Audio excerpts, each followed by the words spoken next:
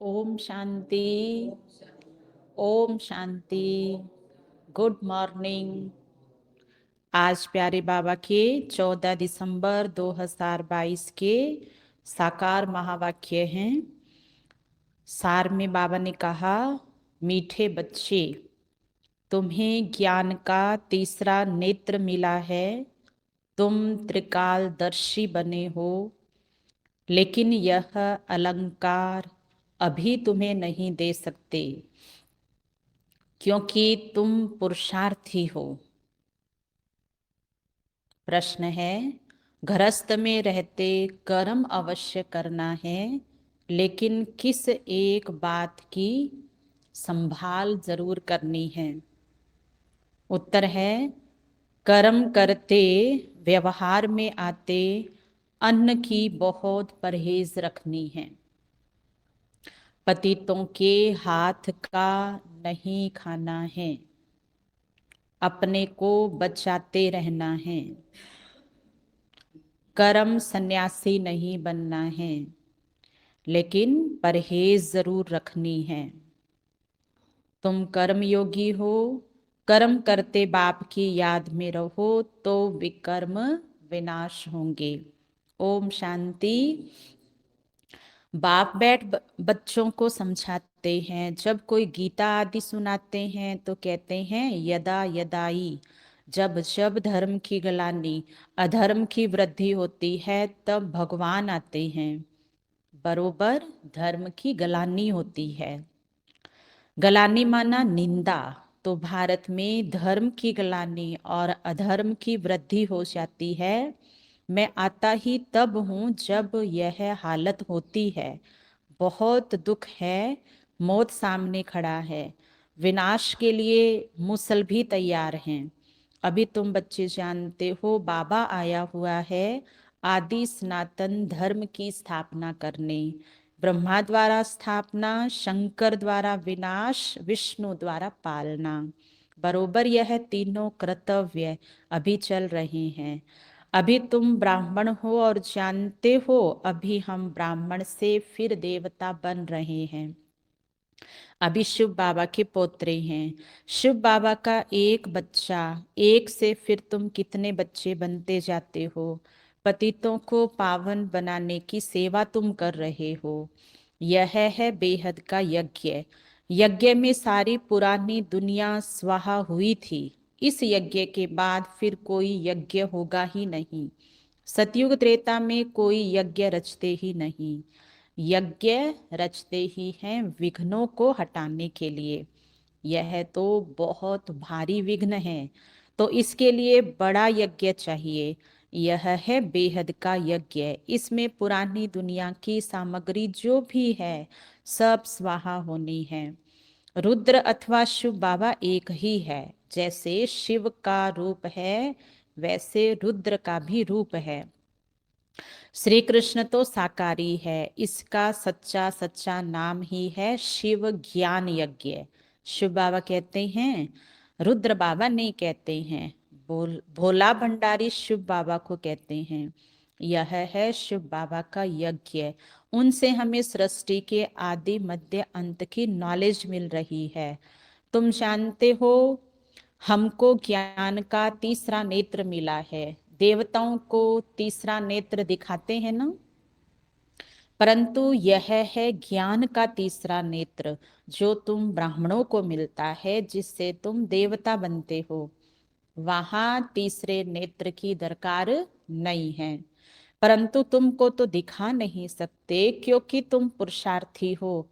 चलते चलते ज्ञान मार्ग को छोड़कर भाग जाते हो। इसलिए जो फाइनल रिजल्ट वाले हैं, उनको यह अलंकार दिए हैं। नहीं तो देवताओं के पास थोड़े ही शंख चक्र गदा आदि है। यह सृष्टि चक्र के आदि मध्य अंत की नॉलेज तुमको सुना रहे हैं। उन्होंने फिर शास्त्रों में लिख दिया है कि स्वदर्शन चक्र से फलाने को मारा, यह किया। बाप कहते हैं, मैं तो पतितों को पावन बनाने आता हूँ, इसमें हिंसा की तो कोई बात ही नहीं है। देवताओं का है ही अहिंसा परमो धर्म। श्री कृष्ण के लिए फिर हिंसा करना कैसे लिखा है, कैसे वंडरफुल चित्र बनाए हैं। वहां ही गीता सुनाते, राजयोग सिखाते, वहां ही फिर किसको मारते हैं। बाप को तो याद करते इसलिए है कि आकर पतित दुनिया को पावन बनाओ, राजयोग सिखाओ। बाप कहते हैं ज्ञान का सागर नॉलेजफुल मैं हूं, तुमको नॉलेज मिल रही है। इसको ही अमर कथा कहते हैं। वह तो शिव शंकर को एक कह देते हैं। शंकर सूक्ष्म वतनवासी, वह कैसे कथा सुनाएंगे, उनको तो नॉलेजफुल नहीं कहा जाता। शिव बाबा सारे सृष्टि चक्र का राज समझाते हैं, जो नॉलेज कोई के पास है नहीं।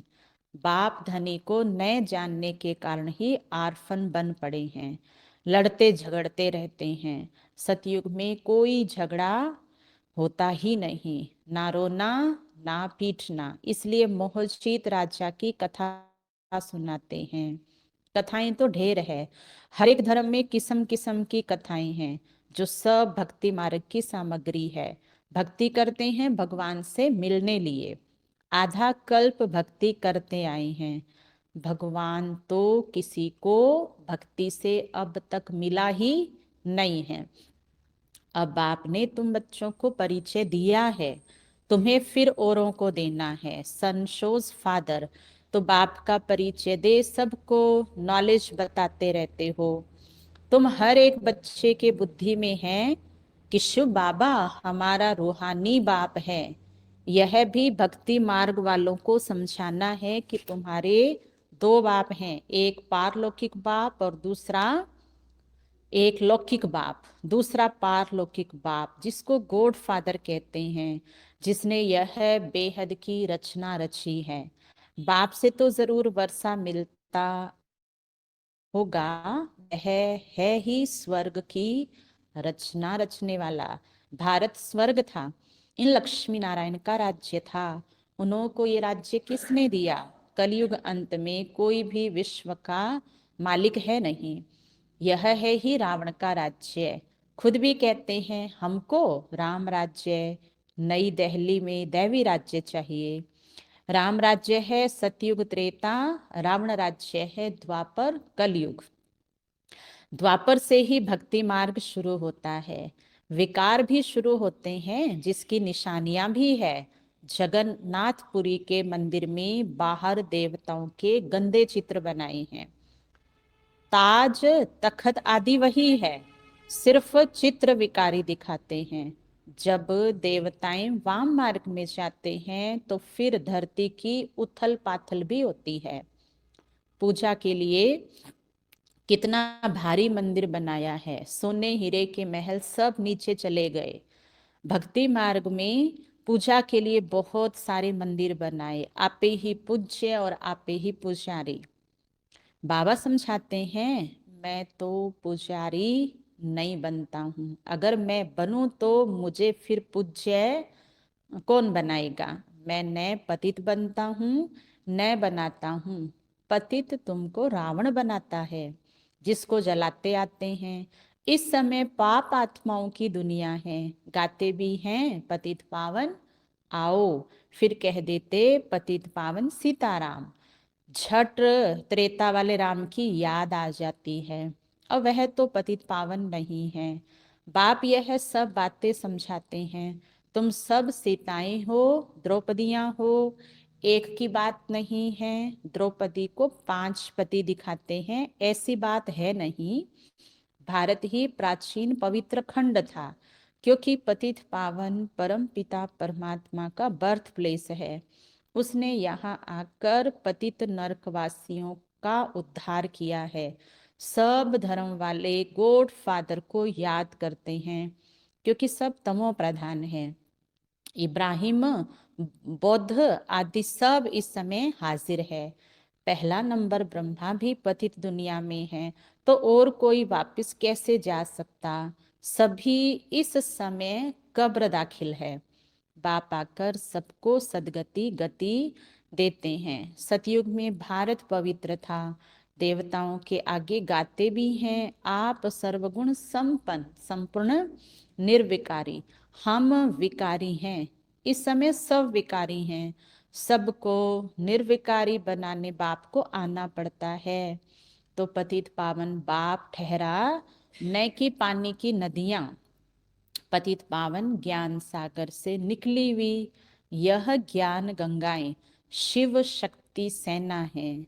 शिव से ज्ञान का कलश मिलता है। बाप कहते हैं बच्चे, गृहस्थ व्यवहार में रहते पवित्र बनो, कर्म भी जरूर करना है, यह है ही कर्म योग। कर्म संन्यास तो नहीं हो सकता। वह समझते हैं घर में खाना नहीं बनाते, भीख पर गुजारा करते हैं, इसलिए कर्म सन्यासी हैं। वह तो फकीर ठहरे। अन्न तो विकारियों का पेट में पड़ता है तो अन्न दोष लग जाता है। पतित घर से भल निकल जाते हैं सन्यासी, फिर भी जन्म तो पतित घर में लेना पड़ता है। तुमको भी अन्न असर करेगा, इसलिए परहेज रखी जाती है। पतित का अन्न नहीं खाना चाहिए। जितना हो सके अपने को बचाते रहो। कोई का बहुत झगड़ा भी हो जाता है। एक भाई ज्ञान में आता है, दूसरा नहीं आता है। एक ज्ञान में चलते हैं, दूसरे ज्ञान में नहीं चलते हैं, ऐसे बहुत केस होते हैं। इतना बेहद का राज्य लेते हो तो जरूर कुछ झगड़े तो होंगे। कोई भी हालत में तुमको अपना बचाव रखना है। मुक्ति तो कोई कोई पाते नहीं है, गपोड़े मारते रहते हैं हम ज्योति ज्योत में समा गए, पर ऐसा है नहीं। समझाते समझाते आखिर उन्हों की बुद्धि में भी आ जाएगा कि ये बात इनकी ठीक है।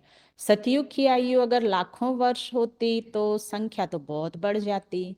अभी तो संख्या और ही सबसे थोड़ी है, क्योंकि कन्वर्ट हो गई हैं और धर्मों में। देवता धर्म वाले हैं सूर्यवंशी, राम को फिर क्षत्रिय की निशानी दे दी है। अभी तुम रूहानी क्षत्रिय हो, माया पर जीत पाते हो। इसमें समझने की बड़ी बुद्धि चाहिए। योग भी बड़ा सहज है। आत्माओं का योग लगता है परमपिता परमात्मा के साथ।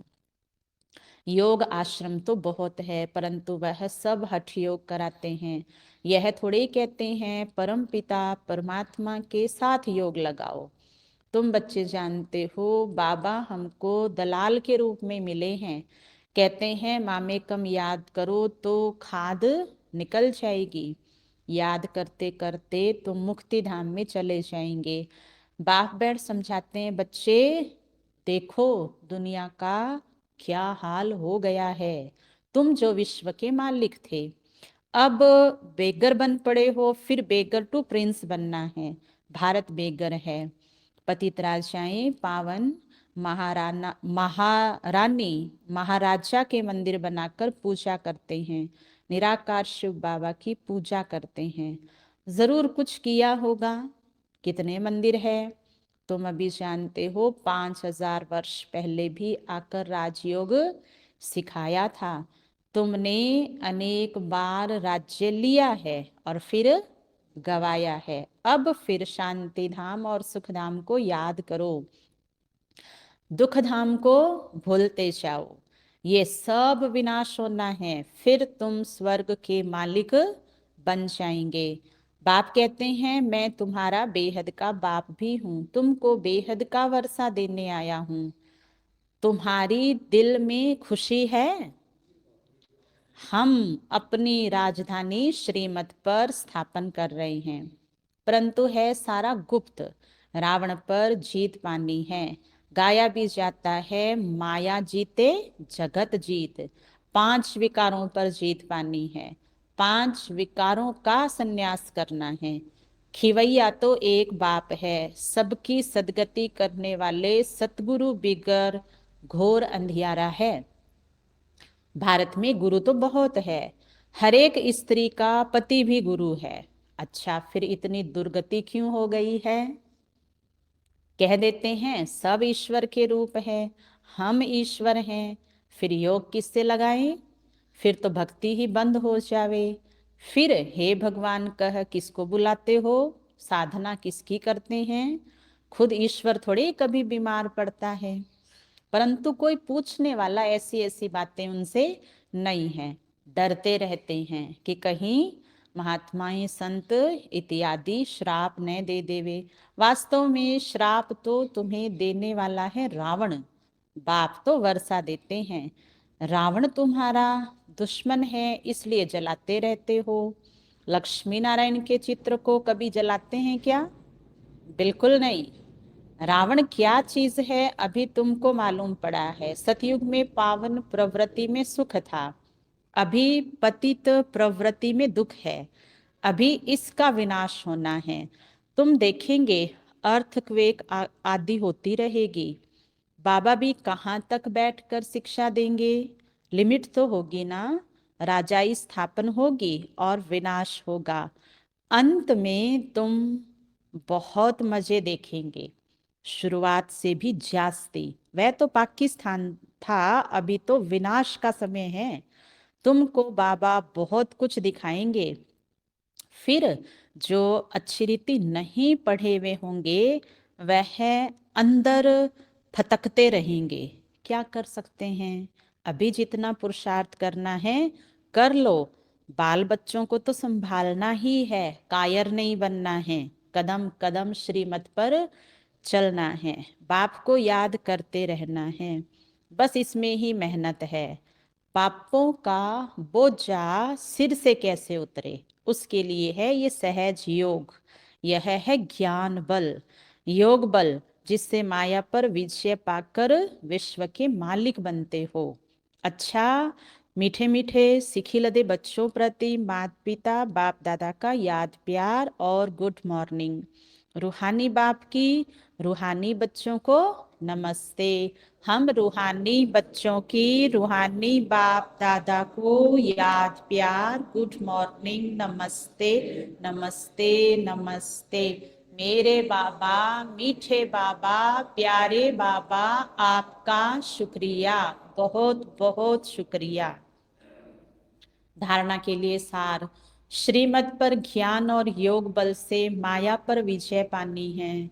विनाश के पहले अपने विकर्मों का विनाश करना है। बेहद का राज्य लेने के लिए हर बात में अपना बचाव करते रहना है। अन्न दोष से बहुत संभाल करनी है। वरदान। संगम युग के महत्व को जान, स्नेह की अनुभूतियों में समाने वाले संपूर्ण ज्ञानी योगी भव। संगम युग पर परमात्मा स्नेह, संगम युग परमात्मा स्नेह का युग है। इस युग के महत्व को जानकर स्नेह की अनुभूतियों में समा जाओ। स्नेह का सागर स्नेह के हीरे मोतियों की थालियां भरकर दे रहे हैं, तो अपने को सदा भरपूर करो। थोड़े से अनुभव में खुश नहीं हो जाओ, संपन्न बनो। यह परमात्मा प्यार के हीरे मोती अनमोल है। इससे सदा सजे सजाए रहो, क्योंकि यह स्नेह ही योग है और स्नेह में समाना ही संपूर्ण ज्ञान है। ऐसे रूहानी स्नेह का सदा अनुभव करने वाले ही संपूर्ण ज्ञानी योगी है। स्लोगन है, जो व्यर्थ की फीलिंग से परे रहता है वही माया जीत बनता है। अच्छा, ओम शांति।